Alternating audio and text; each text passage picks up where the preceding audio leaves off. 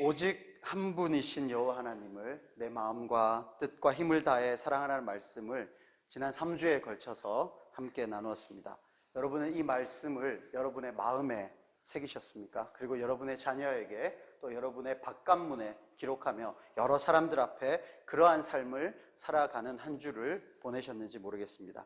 결국 신명기는 이 말씀, 오직 한 분이신 여호와 하나님을 사랑하라, 이 말씀을 변주하는 것에 지나지 않는다라고 해도 과언이 아닐 것입니다. 사실 오늘 지금 읽은 이 본문도 어떻게 보면 결국 그 말씀이 그 말씀 아니냐라고 생각할 수 있는데요, 조금 강조점이 다르다면 하나님이 우리에게 어떠한 일을 행하셨는데 그에 따른 우리의 응답, 우리의 반응을 기대하신다라고 생각할 수도 있겠습니다. 그래서 제목에 거룩한 부르심, 그리고 그에 대한 우리의 사랑의 응답이다, 이렇게 말씀을 제목을 정했습니다. 거룩한 부르심이라고 한다면 하나님이 부르신 그 부르심이 거룩하다라고 생각할 수도 있고요, 혹은 거룩한 삶으로의 부르심 이라고도 생각할 수 있겠습니다. 그래서 그 거룩한 부르심과 그리고 그분의 부르심에 우리가 사랑의 마음으로 응답하는 것, 혹은 우리가 사랑으로 그것을 응답하는 것, 이 두 가지가 이제 오늘의 핵심 구절이라고 할 수 있겠습니다. 지금 나눠드린 그 주보에 보시면 설교 안에 평소와 다르게 제가 괄호 1번을 하나 더 넣어놨는데요, 이제 1번에 거룩한 부르심 있죠. 그리고 2번에 사랑의 응답이 있고요, 1번에 괄호 1번 하나님의 사역이 있고, 그리고 본문으로는 2번에 1번 이스라엘에게 주어진 사명이 본문의 순서가 됩니다. 그리고 나서 다시 1-2번 그리고 2-2번 이렇게 1-1, 2-1 그리고 1-2, 2-2로 넘어갈 겁니다, 본문의 순서로는. 그런데 그것을 이제 거룩한 부르심이라는 것을 한 카테고리로 묶었고 사랑의 응답이라는 것을 또 다음 카테고리로 묶어놨기 때문에 논리적인 순서로 보면 지금 설교 안에 되어 있는 것으로 보시고, 그리고 이제 설명은 1-1 그리고 바르고 2-1로 넘어가도록 하겠습니다. 먼저 7장 1절을 보시겠습니다. 주어를 한번 보실까요? 7장 1절에 어떻게 되어 있습니까? 내 하나님 여호와께서. 주어는 내 하나님 여호와입니다. 내 하나님 여호와가 어떻게 행하셨냐면 너를 인도하셨다. 그죠? 너를 인도하셨고, 그리고 내가 가서 차지할 땅으로 들이셨다. 거기다가 헷 족속, 기르가스 족속, 아모리 족속, 가나안 족속, 브리스 족속, 히위 족속, 여부스 족속, 이렇게 7 족속을 쫓아내실 것이다. 그리고 그 7 족속은 너보다 수효, 사람들도 많고 힘이 센 7 족속인데 그 7 족속을 쫓아내는 일까지는 하나님이 하시겠다라는 이야기입니다.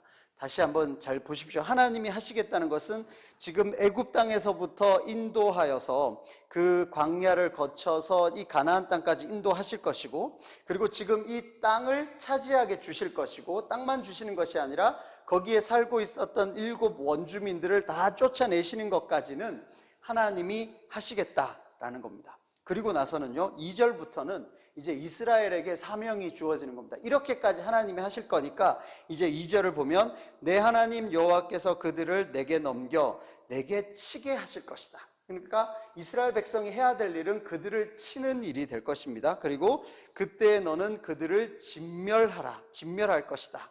여기에서 이제 진멸이라는 것은 헤렘이라고 해서 우리 한 몇 달 전에 진멸에 관해서 한번 말씀을 나눴던 기억이 있습니다. 자세한 내용은 그 설교를 한번 참조해 주시고, 오늘 이제 해야 될 내용에서만 간단하게 언급하는 것은 이제 진멸이라 하는 것이 이제 어떤 사람들은 이 구절을 가지고 하나님을 무슨 사막의 깡패다 이렇게까지 이야기하는 사람들도 있어요.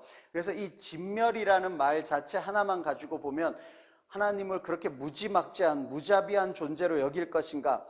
일견 맞고 일견 틀립니다. 어떤 말이 맞냐 하면 법 위에 계시는 분은 하나님이시죠.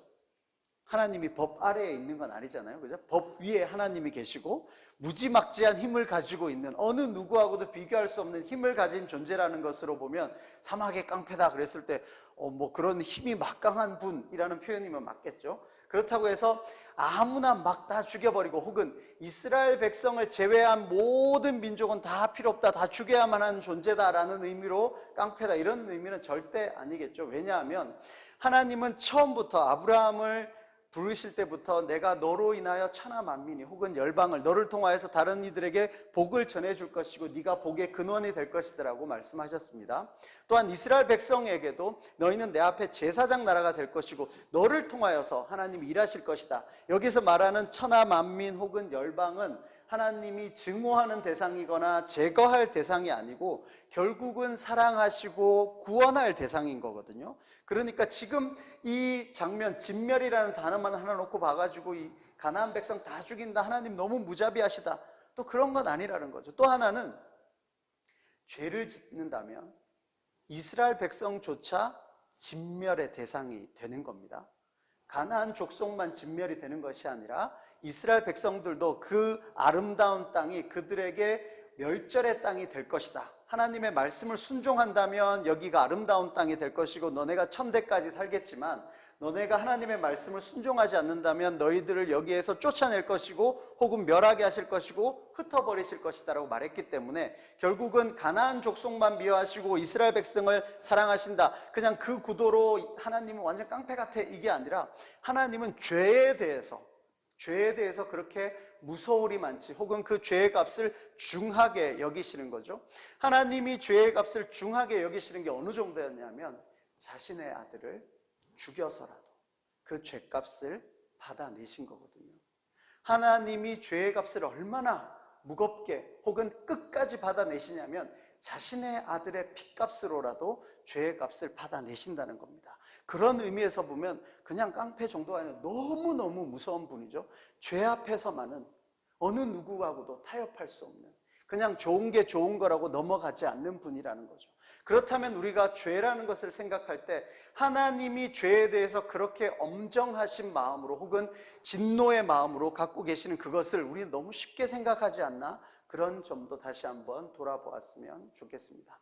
그리고 또한 진멸이라는 것은 여호수아서를 봤을 때 실제적으로 집행된 것, 우리 흔히 말해서 삼족을 멸하고 완전히 씨 없이 말라버리는 그것은 딱 한 번 있었습니다. 여리고 성에서 딱 한 번 있었고 나머지는 그런 일을 집행한 적이 없습니다. 그래서 진멸이라는 것은 어쩌면은 그냥 좀 상징적인 의미를 가질 수도 있습니다. 그리고 뒤에 보시면 2장 2절에 그때에 너는 그들을 진멸할 것이라, 만약에 진멸해버리면 그 다음은 일어날 것도 아니에요. 그들과 어떤 언약도 하지 말 것이요 그들을 불쌍히 여기지도 마라. 이것은 불쌍히 여길 대상이 있어야지 불쌍히 여기고 언약할 대상이 있어야 말이죠. 그러니까 진멸을 다 해버렸으면, 그리고 하나님이 진멸할 것을 원래부터 계획하시고 이스라엘 백성들에게 100% 거기에 있는 사람을 다 죽여라, 이런 의미로 말씀하셨다면 뒤에 언약할 필요도 없고 그리고 뒤에 나오는 통혼의 이야기고 다 필요가 없습니다. 그러니까 이것은 아무래도 좀 종교적이고 상징적인 의미로 너네 진멸해라 혹은 우리로 말하면 박멸해라 뭐 이런 의미가 될 것입니다. 그리고 나서요 3절을 보시면 또 그들과 혼인하지도 말아라. 내 딸을 그들의 아들에게 주지 말고 그들의 딸도 내 며느리로 삼지 마라 라고 되어 있습니다. 우리 한국 민족은 이 단일 민족, 이 신화라 그러거든요. 단일 민족이 그냥 신화처럼 이렇게 우리가 받아들이고 있어요. 그래서 단일 민족, 한민족 엄청 강조하거든요. 그러면서 이스라엘 백성이 구약을 볼 때도 하나님이 이방 백성과 통혼하지 마라 이러면은 우리 머릿속에 제일 먼저 드는 것은 혈연적인 순수성을 지키는 것이 중요하다, 이런 생각을 하게 됩니다. 그래서 다른 민족하고 피가 섞이면 안 된다 뭐 이런 식으로 생각하는데 절대 그런 의미가 아닙니다. 하나님이 이방 백성과 통혼하지 말라고 했던 제일 큰 이유는 그 뒤에 4절에 나오죠. 그가 내 아들을 유혹하여 그가 여호와를 떠나고 다른 신들을 섬기게 함으로 여호와께서 너희에게 진노하사 갑자기 너희를 멸하실 것이기 때문입니다. 다시 말해 사위나 며느리가 이 집으로 들어오면 그들의 문화를 가지고 들어올 것이고 또 그들의 문화의 가장 중요한 것은 그들의 종교가 들어올 건데 그들의 종교를 같이 섬기게 될 것이기 때문에 결국은 결혼을 통해서 이방신을 섬기는 계기가 열릴 것이기 때문에 아예 결혼조차 하지 마라 라고 말씀을 하는 겁니다. 그렇게 해서 여기까지는 하지 말아야 될 내용입니다. 2절부터 4절까지는 그 땅에 들어가서 뭘 하지 말아야 되냐면 언약도 맺지 말고 불쌍히 여기지도 말고 혼인도 하지 마라. 이렇게 하지 말고 그 다음 해야 될 일은 5절입니다. 우리 5절 같이 한번 읽어봅시다. 시작. 오직 너희가 그들에게 행할 것은 이러하니 그들의 제단을 헐며 주상을 깨뜨리며 아세라 목상을 찍으며 조각한 우상들을 불사를 것이니라. 아멘. 자, 여기에서 또 이 구절 하나만 떼놓고 해석해가지고 그래 이렇게 불상 다 찍어버리라 그랬다 해서 막 남의 절에 가가지고 막 이상한 짓 하고 절대 그러라는 의미가 아닙니다. 지금 이 맥락을 살펴보시면 이런 거죠. 지금 이 땅에 들어가면 이제 그들과 전쟁을 하고 나서예요. 우리 지난주로 말하면 네가 건축하지 아니한 성읍에 들어가는 겁니다. 그래서 건축하지 아니한 성읍에 딱 들어갔더니만 제일 중간에 눈에 띄고 화려한 건물이 뭐일 가능성이 높을까요? 신전이죠. 신전. 신전이 가장 중앙에 가장 멋있게 화려하게 지어졌을 가능성이 높을 겁니다. 그리고 그 안에 들어가면 주상, 그러니까 그 신을, 성인 어떤 신인지 모르지만 그 신이 아주 크게 멋있게 만들어져 있을 겁니다. 그거를 봤을 때 아까워하지 말고 부셔버려라, 헐어버려라, 그 이야기거든요. 가만히 놔두면 자기 거예요. 무슨 의미인지 아시겠습니까? 남의 절에 가가지고 남의 불상 깨뜨리는 게 아니고 자기 거예요. 자기 거. 지금 가면 거기다가 집집마다 들어가면 아름다운 물건들이 가득한 집을 너희에게 줄 것이다. 그래서 집에 들어가 봤더니만 가장 중간에 또 가장 화려하고 예쁘게 잘 꾸며져 있는 게 뭐냐면 그들이 섬겼던 신들이었을 겁니다. 그거 보면 우리로 말하면 비싸고 좋고 화려해 보이거든요. 그냥 멋으로라도 놔두면 좋을 것 같고 나중에 급하면 팔면 될 것 같고 그러니까 놔두고 싶단 말이에요. 그거 놔두지 말고 찍어버리고 불살라 버리라는 겁니다. 지금 우리로 이야기하면 그렇죠. 지금 요즘 뭐 민감한 시기이긴 합니다만 예를 들자면 뭐 일본 차를 타고 다닌다고 뭐 테러를 하네 뭐 실제로 그런 일은 별로 없지만 남의 차 가지고 하지 말라는 말이에요. 자기가 일본 제품 쓰고 뭐 일본 차 타고 다니고 했으면 자기 거 갖다 놓고 불을 사지르고 뭐 하는 건 괜찮은데 왜 남의 차를 가지고 하냐고요. 지금 우리가 이 말씀을 읽고 이스라엘 백성들을 생각할 때 자기 손해 보는 건 생각 안 하고 남의 거에 관해서 이래라 저래라 하기가 쉽단 말이죠. 근데 지금 이 이스라엘 백성들이 해야 될 일은 가서 자기 거가 될 이 불상이나 뭐 주상이나 성전이나 화려하고 진귀한 좋은 것들을 자기 건데 불살라 버려야 되는 상황이 되는 겁니다. 그리고요, 이것이 그냥 이렇게 지나가는 것이 아니라 자기들이 앞으로 무엇을 해야 할 것인가. 지금 우리가 원주민이라고 생각할 때 지금 가나안 원주민 그리고 이스라엘 백성 그러면 머릿속에 우리는 원주민 그러면 무슨 아프리카 원주민이나 아메리카 인디안이나 이런 생각을 할 텐데 다시 말해 문명이 우리가 좀 더 우수하고 원주민은 조금 낫다라고 생각할지 모르겠습니다. 근데 지금 이 이스라엘 백성들하고 가나안 백성, 가나안 원주민은 굳이 그렇게 나누자면 상황이 역전되어 있는 거예요. 40년 동안 광야 생활하고 우리로 말하면 텐트 치고 캠핑 생활을 40년을 한 사람이 이제 성읍이 있고 아름다운 집이 있는 동네에 가보면 우리로 말하면 누구 때깔이 더 좋은 겁니까? 그 원주민이 때깔이 좋아요? 들어간 이스라엘 백성 얼굴이 더 좋겠어요? 그렇죠? 이것은 마치 1950년대 중후반에 한국에서 미국으로 유학 간 학생하고 비슷할 겁니다. 가면 으리으리한 거죠.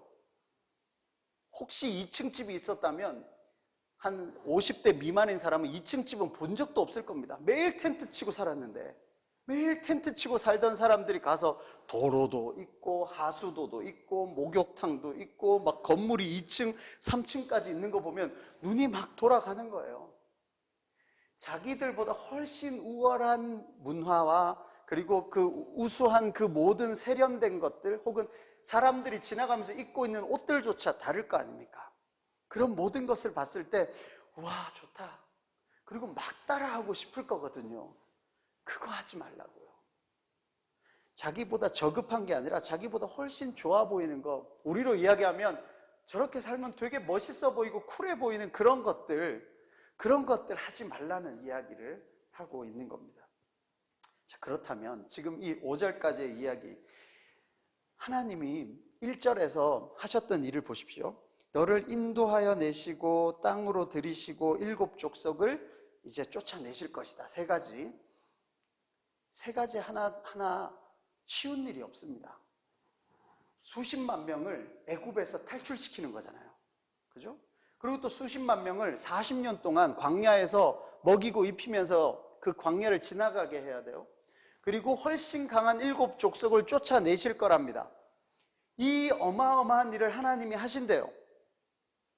그러면 좀 깔끔하게 끝까지 다 해주시면 좋지 않을까요? 뭐냐 하면 7 족속을 그냥 싹 다 죽이시면 되지 뭐. 애굽에서 나올 때 6월절 그날 밤에 하루아침에 처음 난 것들은 다 죽이실 수 있었던 분인데 뭐 그 정도 못 하시겠습니까? 아니면 아예 처음부터 가나안 백성을 보면 막 머리에 뿔도 나 있는 것처럼 보이고 딱 봐도 하나도 안 이뻐 보이고 결혼하라 그래도 안 하고 싶은 정도로 우리 눈이 전혀 그것에 관심이 없게끔 아예 우리 눈을 바꾸시든가 그 사람들을 바꾸시든가. 근데 그렇게 하지 않으신단 말이에요. 그 많은 일을 충분히 하실 수 있음에도 불구하고 1절에 있는 간단하게 지나간 그 이야기가 훨씬 어려움에도 불구하고 혹은 2절부터 나오는 이 일은 어찌 보면 좀 자잘해 보이는 일인데 이스라엘 백성들에게 이것을 남겨두셨단 말이에요. 이게 우리의 신앙생활의 어려움하고도 마찬가지입니다. 죄와 사망의 권세에서 우리를 구원해 내셨습니다. 그죠? 그러면 우리 가끔 그런 기도하잖아요. 죄는 아예 우리 눈에 보이지도 않게 만들어줬으면 좋겠고, 내가 막 죄의 길로 가려고 그러면 내 다리가 막 부러져가지고 못 갔으면 좋겠고, 내가 죄 지으려고 그러면 손이 차라리 굳어가지고 죄를 안 지었으면, 혹은 내가 나쁜 말을 하려고 그러면 내 입이 막 굳어가지고 아예 나쁜 말을 안 하게 죄 좀 안 짓게 살았으면 좋겠다.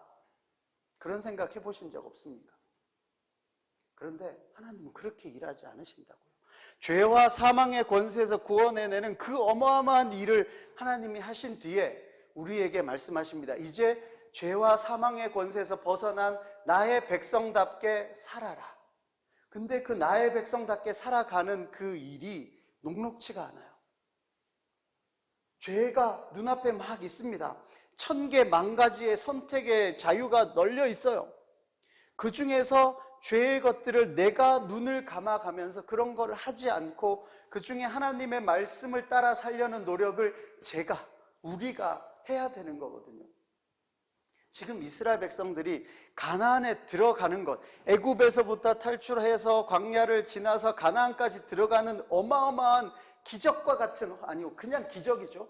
기적이 일어났습니다. 그리고 일어날 겁니다.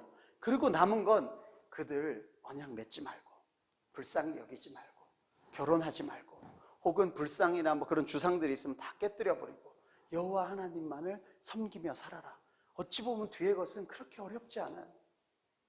근데 그거가 이스라엘 백성들에게 평생의 과업으로 남아서 거기에서 어쩔 줄 몰라 쩔쩔매고 있는 거죠.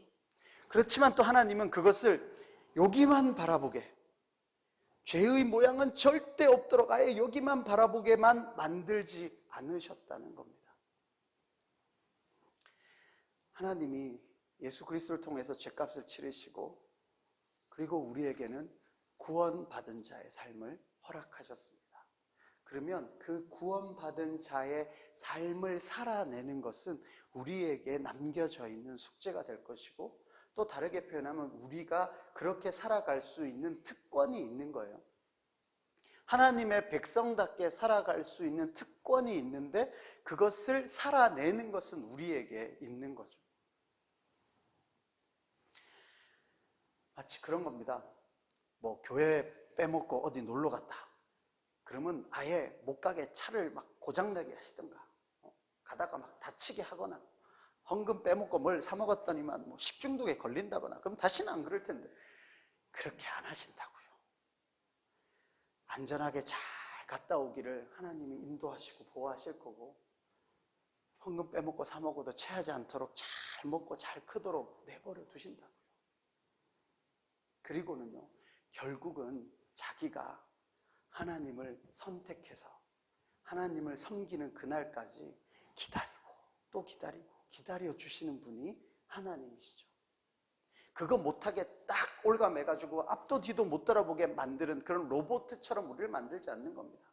다른 거 보면 눈에 뭐가 이상하게 생기고 그런 거 아니라고요. 그거 잘못하면은 영화 예전에 미저리 뭐 이런 거 보셨죠? 자기만 바라보게 하고 막. 하나님을 그런 분으로 생각하면 안 됩니다. 우리에게 천 가지 만 가지의 자유의 선택을 우리에게 주셨습니다. 할 수 있게 두셨어요. 그렇지만 그 가운데서 그들과 언약하지 말고, 그들 불쌍히 여기지도 말고, 그들과 통혼하지도 말고, 너희 눈에 좋아 보이는 그 모든 불상들이나 그 주상들이나 제단들을 헐어버려라. 그리고 나만 바라봐라. 그것이 하나님께서 이스라엘 백성들에게 하시는 부르심, 거룩한 부르심이었다는 겁니다. 그리고 우리 7절을 봅시다. 7절을 같이 읽겠습니다. 시작. 여호와께서 너희를 기뻐하시고 너희를 택하심은 너희가 다른 민족보다 수요가 많기 때문이 아니니라. 너희는 오히려 모든 민족 중에 가장 적으니라. 하나님이 이스라엘 백성을 택하신 이유가 그들이 더 크고 많고 강대해서가 아니랍니다. 그래서 8절에 이유가 나옵니다.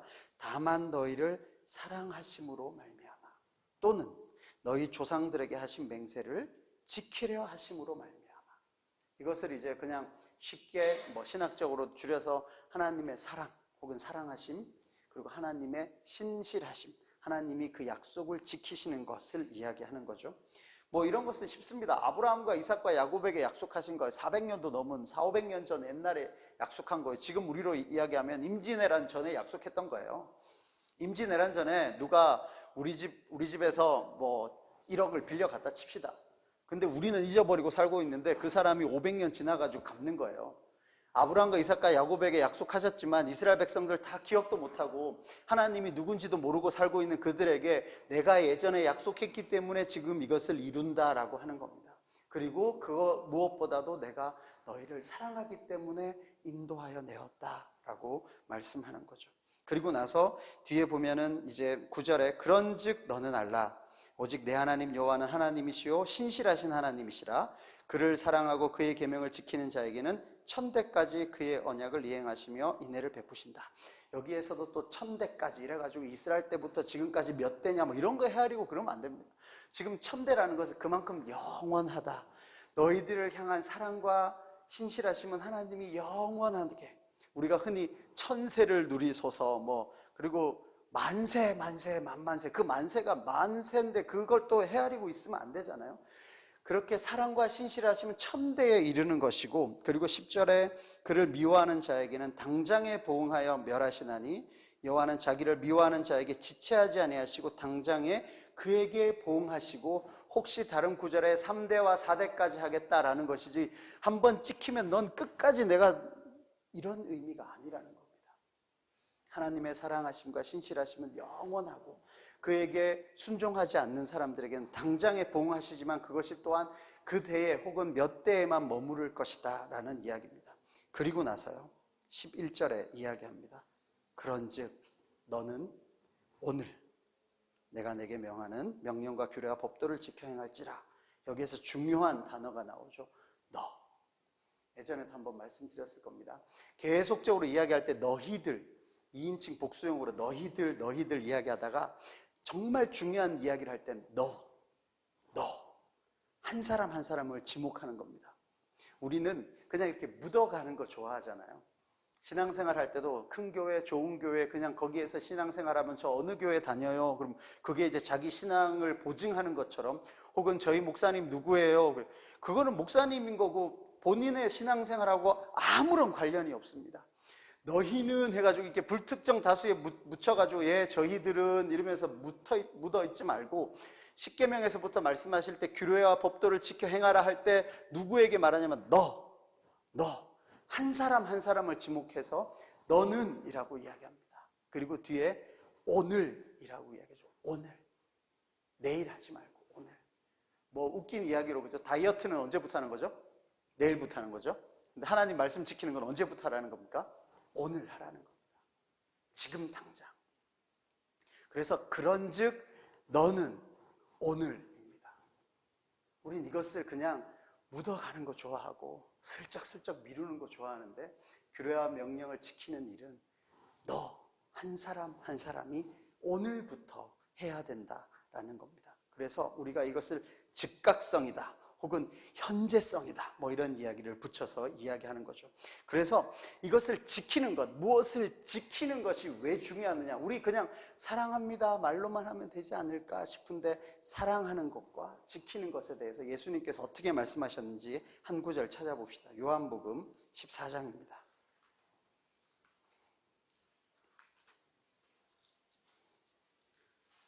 요한복음 14장 15절 같이 한 목소리로 읽겠습니다. 시작. 너희가 나를 사랑하면 나의 계명을 지키리라. 아멘. 사랑한다 말하면 내 계명 지키는 거다. 나를 사랑하는 자는 나의 계명을 지키는 자다라는 겁니다. 우리가 종교 생활을 할 때 하나님 사랑합니다 말로만 자꾸 이야기하고 하나님의 율례와 법도를 지키지 않는, 순종하지 않는 것은 그야말로 감성파리에 지나지 않습니다. 말만 많아요. 그래서 장황해져요. 이야기가 길어져요. 종교에 관한 이야기, 하나님에 관한 이야기, 예수님에 관한 이야기를 하는데 말이 많아요. 막 길어요. 그리고 허황돼요. 공중에 붕 떠 있어요. 그리고 감성에 너무 집중해요. 자기의 감정이 중요한 겁니다. 왜냐하면 신앙생활을 감정으로 다 하거든요. 실천에 옮기는 게 아니라 하나님의 사랑도 내 마음 안에서 일어나고 하나님이 나한테 무슨 일을 해주시는 것도 내 마음 안에서만 일어나는 거예요. 자기의 손과 발로 혹은 땀 흘려서 무엇을 하지 않아요. 그러니까 제가 밑에 조금 과격하게 적긴 했지만 순종 없는 사랑 타령은이라고 이야기했습니다. 순종하지 않는 사랑합니다 사랑합니다 그런 사랑 타령은 장황한 종교적인 감성주의에 불과하다.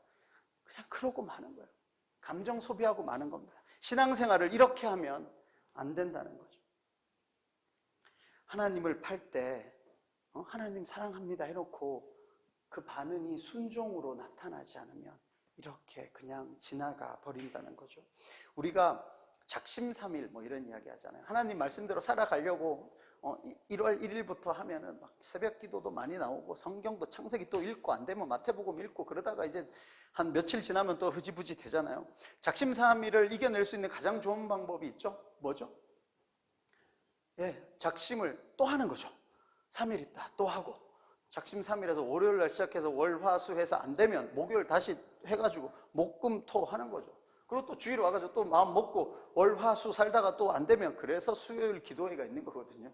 수요 기도회 와가지고 다시 작심을 한 뒤에 목, 금 하다가 금요일 날 다시 기도회 한 번 더 하고 목, 금, 토 살아가는 거거든요. 반복하는 겁니다. 반복. 안 되더라도 실패하더라도 또 하는 겁니다. 반복. 그리고 반복을 어떻게 하느냐? 지속하는 겁니다. 정말 좋은 습관을 몸에 배게 하는 것은 반복과 지속이거든요. 제가 참 좋아하는 단어예요. 반복하는 겁니다. 그리고 그게 될 때까지 지속하는 거예요. 뭔가 뭐 운동이나 뭐 이런 걸 해보시면 머리로 이해하는 건 조금 쉬워요. 그래서 그거를 연습할 때 뭐 한번 하는 건 쉽습니다. 근데 갑자기 그거 하는 거는 어려워요. 그런 상황이 딱 닥쳤을 때 그게 내 몸에 배일 때까지는 반복 훈련을 계속 해야 되고 그거를 지속적으로 계속 해야 됩니다. 그렇게 되면 우리가 이제 뭐 경제 용어로도 이야기하는데, 그러면 어떻게 되냐면 경향이 나타나요. 이렇게 경향, 하나님의 말씀대로 살아가는 방향성, 내 삶의 방향이 이렇게 틀어지는 경향 혹은 추세가 생깁니다. 근데 그게 없으면 어떻게 되냐면 우리는 죄를 반복해서 지어요. 한 번 하는 게 어렵죠. 한 번 하고 나면 거기까지 또 잘 갑니다. 거기다가 죄를 지속적으로 지어요. 그래서 죄를 향해 달려가는 경향을 보이는 거죠. 우리의 마음은 죄를 향해 가는 추세가 있는 겁니다.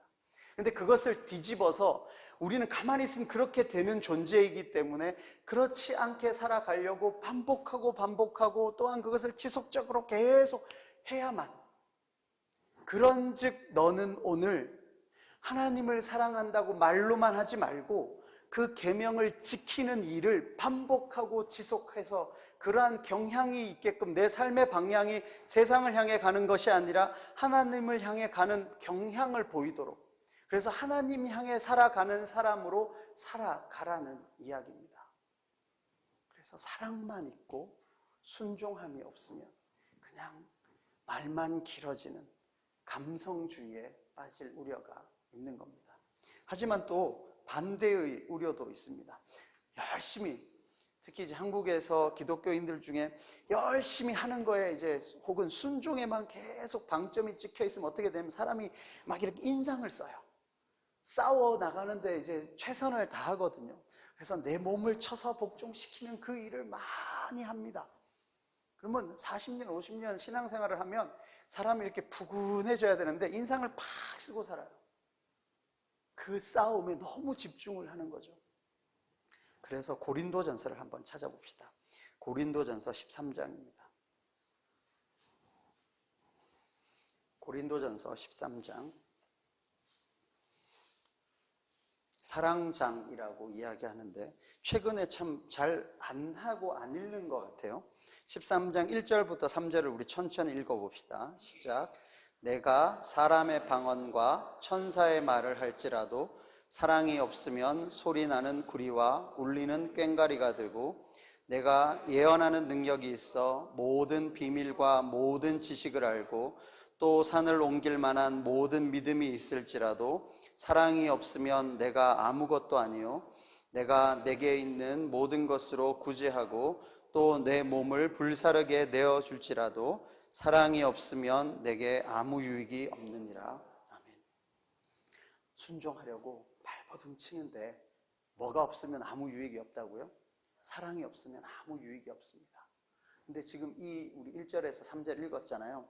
한국 발음으로 정말 애매한 네와 네. 뭘로 읽으셨습니까? 내가로 읽으셨습니까? 내가로 읽었습니까? 우리는 내가로 잘 적용해요.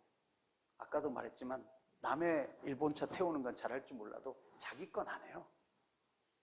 이것도 열심히 하는 사람한테 네가 그래도 사랑 없으면 아무 소용없어, 이 말을 남한테 하고 있다고요. 내가 하는 일에 사랑이 없으면 아무 소용이 없다.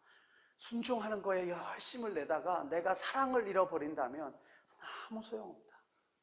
내 마음에 사랑이 없다면 그 순종은 없는 것이다. 내가요. 내가가 아니고 열심히 일하는 사람한테 옆에 가가지고 당신은 사랑이 없어, 가슴에다 칼을 던지는 거죠. 완전히 사랑 없다고 말했을 때 아니야 나 사랑 많아, 나는 충분해라고 말할 수 있는 사람이 어디 있습니까? 우리는 그럴 수 있는 사람이 아니에요. 다 부족해요. 그런데 이 13장에서 나오는 건 내가 사람의 방언과 천사의 말을 할지라도 꽹과리밖에 안 된다. 나 시끄럽게 하는 사람밖에 안 된다. 사랑 없으면 나한테 예언도 하고 지식도 알고 산을 옮길 만한 믿음이 있어도 나 아무것도 아니다. 나 아무것도 아니다. 그리고 내게 있는 거 구제도 열심히 하고 희생하고 아무리 그래도 사랑 없으면 아무 유익이 없다. 그냥 속된 표현은 말짱 꽝이라는 겁니다. 사랑 없으면 내 것 다 갖다 팔아줘도 사랑 없으면 꽝이라는 거예요. 그리고 4절에 그러죠. 사랑은 오래 참고, 사랑은 온유하며 시기하지 않고 자랑하지 않고 교만하지 않고 무례히 행하지 않고 자기의 유익 구하지 않고 성내지 않고 악한 것 생각하지 않고 불의를 기뻐하지 않고 진리와 함께 기뻐하고 모든 것 참고 모든 것 믿고 모든 것 바라고 모든 것을 견딘다.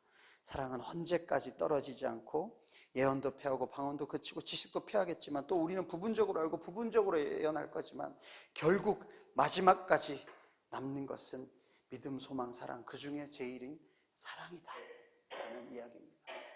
우리가 이 고린도전서 13장을 잘 안다 생각하지만 정말 조용히 한번 돌아보십시오. 내가 사랑이 있는 사람인가? 아까도 말했지만 내가 남한테 손가락질하면 너 사랑이 없어 혹은 이 교회는 사랑이 없어, 절대 그렇게 말하라고 이 고린도전서 13장을 주신 게 아닙니다. 내가입니다. 내 삶을 돌아봤을 때 내 삶에는 사랑이 있나? 나 그래서 오래 참고 있는가? 나 온유한가? 시기하지 않는가? 나 무례히 행하지 않는가? 가까운 사람일수록 무례히 행하는 거거든요. 예의를 지키지 않습니다. 거기다가 한국 사회가 요즘 예의라는 것은 도무지 찾아볼 수 없을 만큼 무례한 세상이 되어가고 있는데, 그럴수록 우리가 예의만 지킨다고 한다면 그리스도인으로서 충분히 빛과 소금의 역할을 감당할 겁니다. 가정이 무너지고 있다, 사회가 어떻다, 여러 가지 힘든 일이 있을 때마다 오히려 저는 그런 생각을 합니다. 우리가 말씀대로 살아가면 더 빛나겠구나. 말씀대로 살아가는 게 더 힘든 세상이긴 하지만 말씀대로 살아간다는 게 더 빛나는 그런 세상이 왔구나라는 생각이 듭니다. 그래서 고린도전서 13장을 다시 한번 여러분이 읊조려 보실 때, 우리가 사랑이 없으면 아무 소용이 없구나.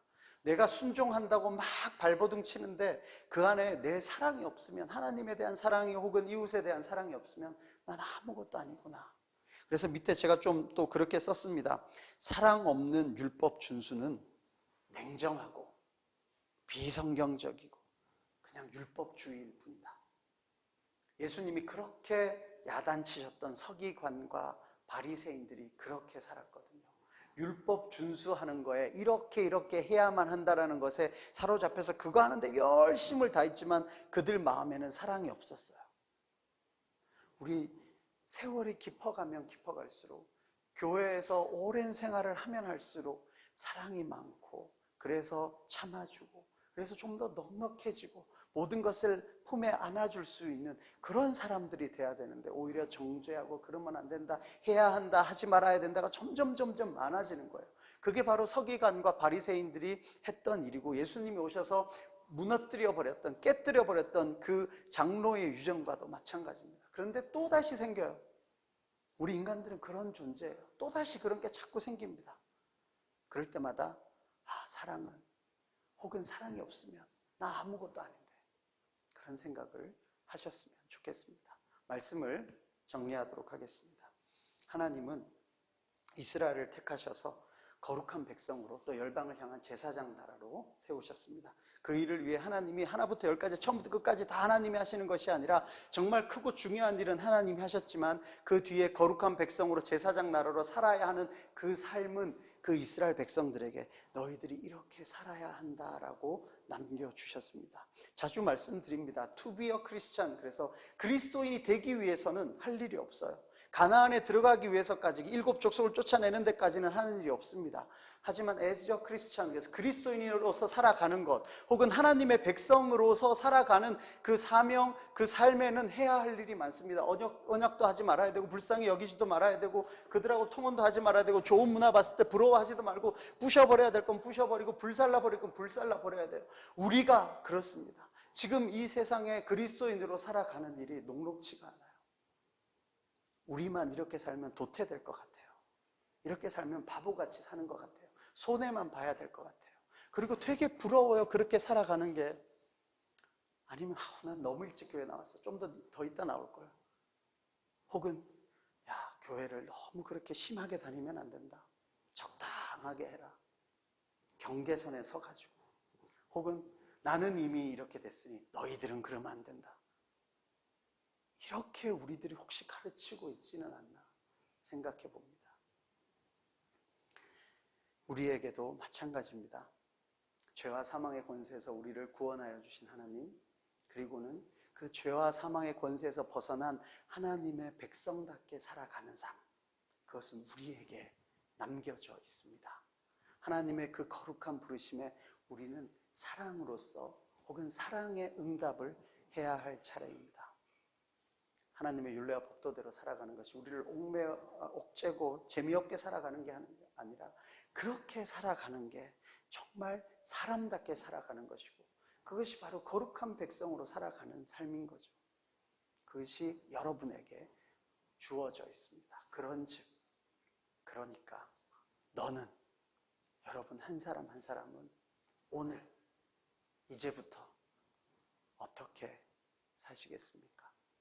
그 부르심에 어떤 삶의 모습으로 응답하시겠습니까? 실패하더라도 다시 반복하고 또 반복해서 지속적으로 그것이 내 몸에 붙을 때까지, 하나님의 백성답게 살아가는 그 방향성이 잡힐 때까지, 주님 오시는 그날까지 그 경주에서 이탈하지 않는 저와 여러분이 되시기를 주님의 이름으로 축원합니다.